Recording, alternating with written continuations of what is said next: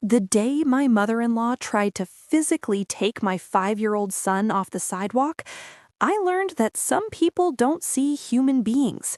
They see them as solutions to other people's problems.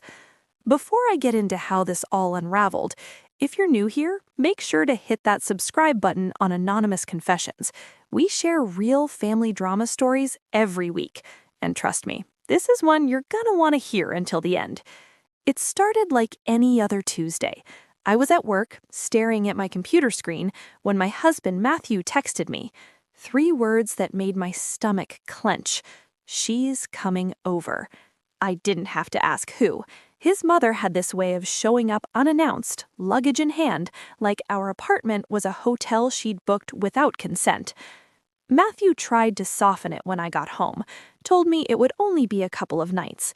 I remember standing in our kitchen watching him wash dishes like he could scrub away the tension. A couple of nights, I repeated, so that's 48 hours of her inspecting my parenting, my cooking, my existence? He gave me that look, the one that said, please don't start. But here's the thing about living with someone else's mother as a permanent shadow. You learn to read the room before you even walk into it. What I didn't know yet was that this visit wouldn't be about passive-aggressive comments or thinly veiled insults. This time, she had an actual plan, and it involved my son. To understand how we got here, you have to understand Matthew's family.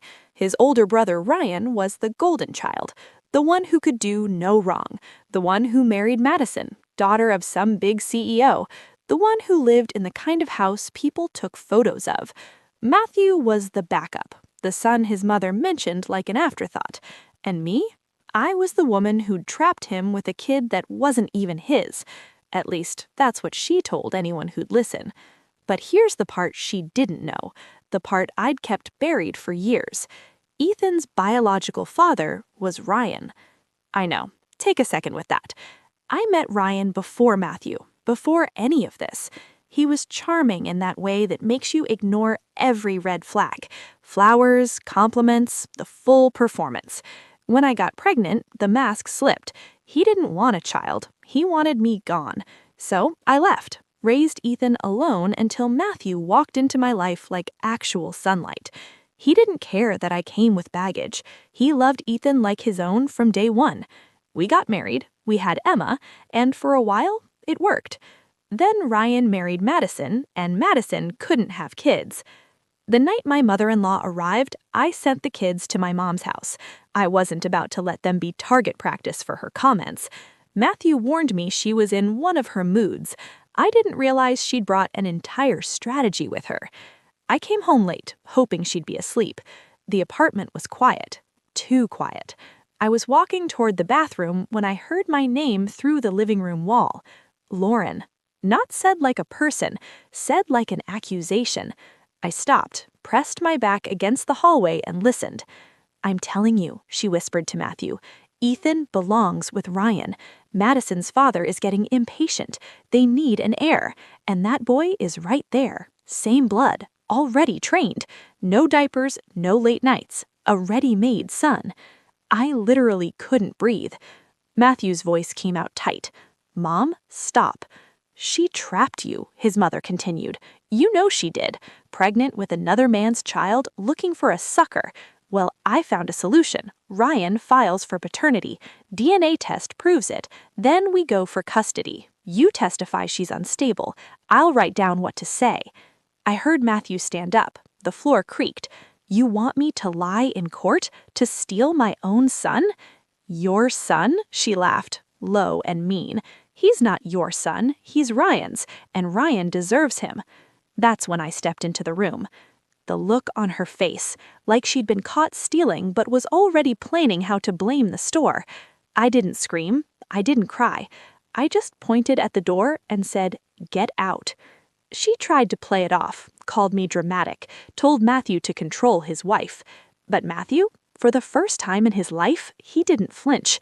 He looked at his mother like she was a stranger, and he said, leave, now. This is actually a perfect moment to ask. If you're enjoying these real-life family betrayal stories, go ahead and hit that like button. It really helps more people find anonymous confessions. And if you've got your own story about setting boundaries with toxic family, drop it in the comments. We read every single one. She left, but she didn't go quietly. At the door, she turned back, eyes narrow, and said, "You'll regret this. I will get that boy where he belongs." Then the door slammed and the apartment went completely still. Matthew sat down on the couch like his legs had given out. I sat next to him. We didn't talk for a long time. Then he pulled out his phone. "I'm calling a lawyer tomorrow," he said. "We're starting the step-parent adoption for Ethan. Officially, legally, so no one can touch him." I wanted to cry, but I was too angry, too scared, too everything. The next morning, the social worker showed up. Knock on the door, badge, clipboard. Someone had filed a report. Neglect, emotional instability, unsafe environment. I recognized the vocabulary immediately. It was my mother-in-law's greatest hits album. The social worker was polite but thorough, asked to see the kids. I told her they were at my mom's, gave her the address, the phone number, the pediatrician's info, daycare records, vaccination history. I had binders. I had everything. Because here's what people like my mother-in-law don't understand. When you try to destroy someone with paperwork, you better be ready for them to have better paperwork. The social worker looked around, noted the full fridge, the clean rooms, the toys, the books, asked gentle questions. I answered gently. When she left, she said something that stuck with me. "I don't see anything concerning, but keep records. Sometimes these reports are retaliatory."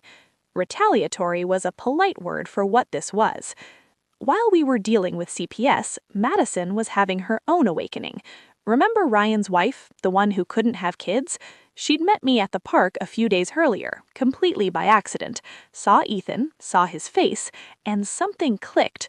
Because Ethan looked exactly like Ryan. Not a little, exactly. She called Ryan that night, asked why we'd never met, asked why his nephew looked like his clone. And Ryan, the man who'd built his whole life on lies, couldn't answer. Madison started digging, and when you start digging in a garden someone's been carefully manicuring for years, you find roots you weren't expecting.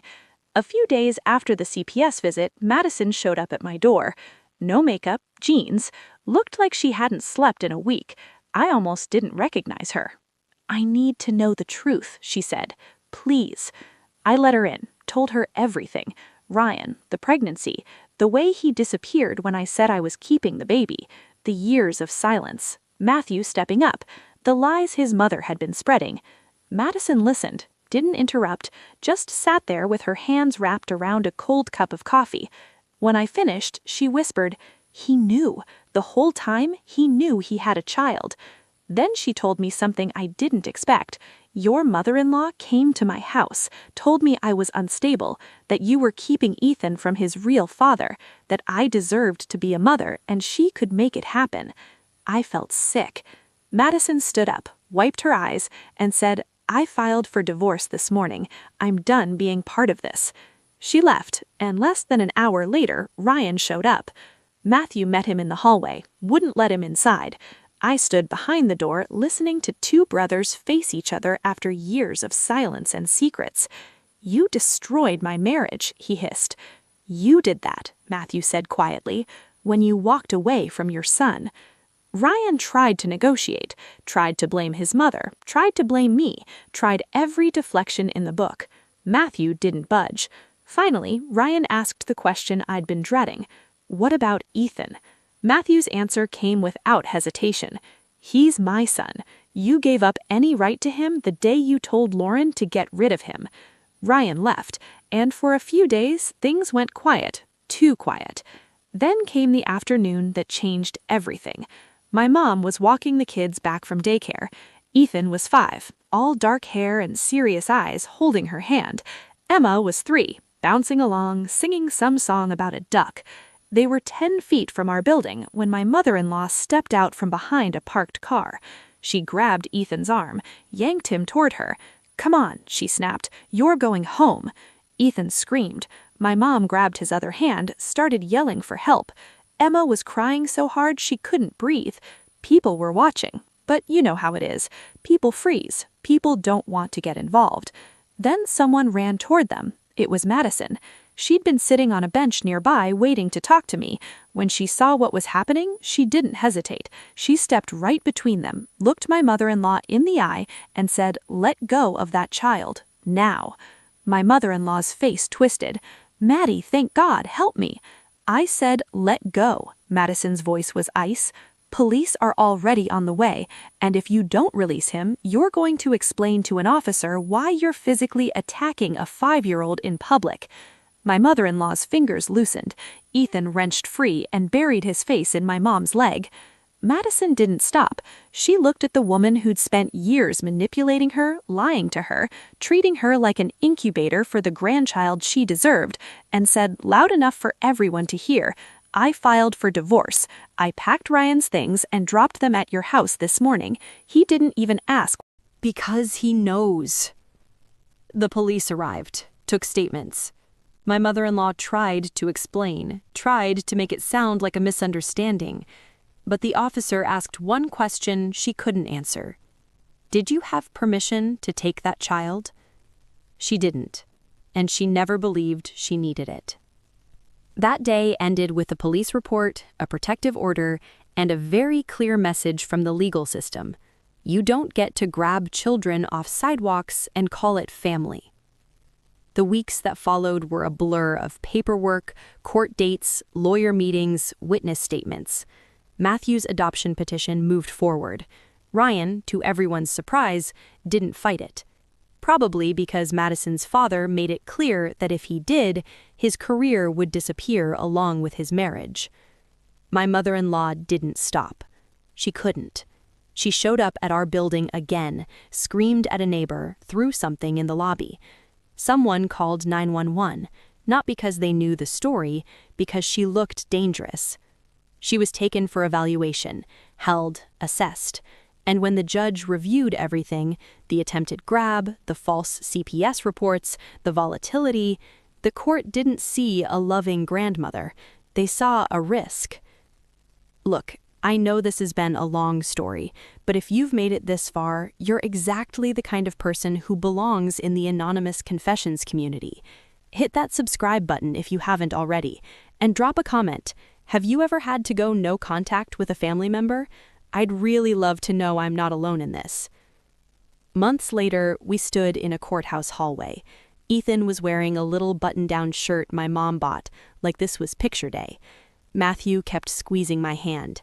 When the judge signed the final adoption order, it wasn't dramatic, no music, no applause, just the scratch of a pen and the weight of something becoming permanent. On paper, Matthew became Ethan's legal father. In real life, he'd been that for years. Through fevers and nightmares and first days of school, through every moment Ethan needed someone to show up. But paper matters when people like my mother-in-law exist. We walked outside. Ethan looked up at Matthew and asked, "So you're really my dad now?" Matthew crouched down. "I've always been your dad, buddy. Now the court finally agrees." Ethan nodded, like that made perfect sense. Then he smiled and ran ahead, dragging Emma behind him. Madison sent me a photo a few weeks later. A small apartment, boxes everywhere, a coffee mug that said, "Start over," like it was trying too hard. Her message was simple. I thought I needed a baby to feel like a family. Turns out, I just needed the truth. My mother-in-law never apologized. People like her don't. But she learned something. Not empathy, just the hard reality that you can't bully your way through life forever. Eventually, someone records it, someone calls the police, someone tells the truth. And that's where it all ended. Not with revenge, not with drama, just with a family finally safe behind a door that stayed locked. So that's my story. Thanks for listening.